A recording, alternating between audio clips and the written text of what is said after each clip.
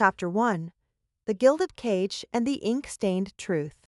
The gaslight flickered against the cobblestones, casting dancing shadows that seemed to writhe with a life of their own. Alara Vance pulled her threadbare shawl tighter around her shoulders, her breath forming small clouds in the October chill as she crouched in the narrow alley between Harwick Street and the old textile mill. Her fingers, permanently stained with charcoal and ink, gripped her pencil with practiced precision as she sketched the scene before her. The well-dressed gentleman stumbled past the mouth of the alley, his top hat askew, muttering to himself in words that seemed to echo strangely in the night air. To any passerby, he would appear merely drunk, another casualty of Alberg's thriving gin houses. But Alara's trained eye caught the subtle wrongness in his gait, the way shadows clung to him like hungry things, and the pale luminescence that seemed to emanate from beneath his skin. Her pencil moved across the paper in swift, sure strokes, capturing not just what others would see, but what was. The gentleman's face elongated as she drew, his features sharpening into something predatory. Where his eyes should have been, twin voids opened like wounds in reality itself.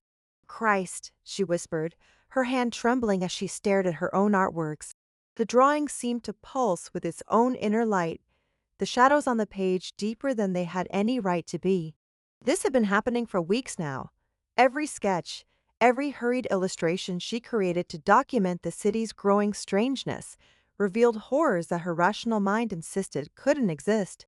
She'd begun to fear for her sanity until tonight, when the man she'd drawn as a hollow-eyed wraith suddenly turned toward her alley, those very same voids fixed directly upon her hiding spot. Alara's blood turned to ice. The thing wearing a gentleman's form smiled, revealing teeth like broken glass, and began walking toward her with deliberate, measured steps. She scrambled backward, clutching her sketchbook to her chest, but her retreat was blocked by the alley's brick wall. The creature's footsteps echoed with an otherworldly resonance, each step accompanied by a sound like breaking crystal. "Such pretty pictures," it said, its voice like wind through autumn leaves. "Such true pictures. The artist sees what others cannot. Yes, the artist knows the world is changing." Alara pressed herself against the cold brick, her mind racing. This couldn't be real. These things, whatever they were, existed only in her drawings, products of stress and too little food and too many sleepless nights worrying about her sister's medical bills. But the creature's breath was cold against her face now, carrying the scent of grave dirt and withered flowers. "Show me more," it whispered, reaching out with fingers that stretched impossibly long. "Show me how the world truly looked through those remarkable eyes." Her survival instincts finally overcame her shock.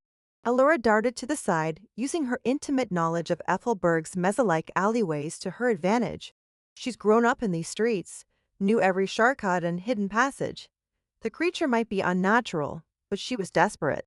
She ran through the winding paths between buildings, her boots splashing through puddles that reflected not the gaslight above, but something else entirely, star-filled skies that belonged to no earthly night.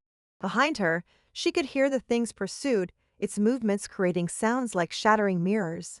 By the time she reached her tenement building on Grimwell Lane, her lungs burned and her heart hammered against her ribs. She took the stairs 3 at a time, fumbling with her key as inhuman sounds echoed from the street below. Her apartment was a cramped affair on the 3rd floor, one room that served as bedroom, kitchen, and art studio. Canvases and sketches covered every available surface, chronicling her growing obsession with the city's hidden wrongness. She slammed the door behind her and threw the bolt, then leaned against it, gasping. The silence stretched for long moments. Perhaps she'd imagined it all. Perhaps the stress of caring for Clara, of scraping together money for treatments that never seemed to help, had finally driven her mad. Then something tapped against her window. Alara's blood froze. Her apartment was 3 stories up, facing an inner courtyard with no fire escape. Nothing could reach that window, except perhaps a bird or... Tap, tap, tap. With trembling steps, she approached the window. The curtains were drawn, but pale light seeped around their edges. Not the yellow glow of gaslight, but something cold and silver and utterly wrong. "Little artist," came a voice from beyond the glass, muffled but unmistakably the same creature from the alley. "Your pictures called to me across the veil. They sang of truth, of sight, of power, waiting to be awakened. The tapping grew more insistent, and frost began to form along the window's edges despite the mild autumn weather. Alara grabbed her sketchbook and flipped to a fresh page. If her art had somehow summoned this thing, perhaps it could also protect her. Her fingers flew across the paper, sketching lines of power she didn't fully understand, geometric patterns that seemed to write themselves, symbols that hurt to look at directly. The moment her pencil completed the final line, the tapping stopped. Silence fell like a heavy blanket, broken only by her ragged breathing. She waited, every muscle tensed, until finally she found the courage to peer through the curtains. The courtyard below was empty. The window showed only reflected gaslight and her own pale, frightened face. But etched into the frost on the glass, barely visible, were words in a script she didn't recognize yet somehow understood. The sight awakens, the forge calls. Choose quickly, before others choose for you.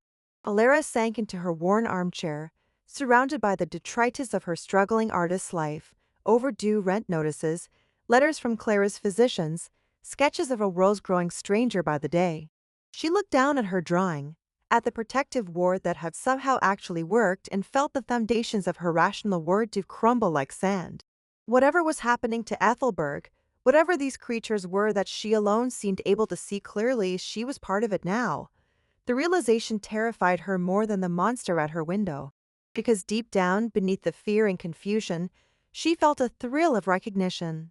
For the first time in her life, her art had power, real, tangible power. And in a world where her sister lay dying while she scrambled for coins to pay for medicine, power was something she desperately needed. She opened her sketchbook to a fresh page and began to draw, her strokes bold and sure.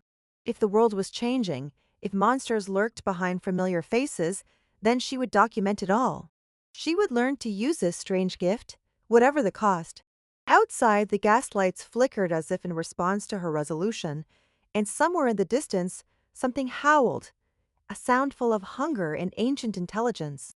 The hunt was beginning.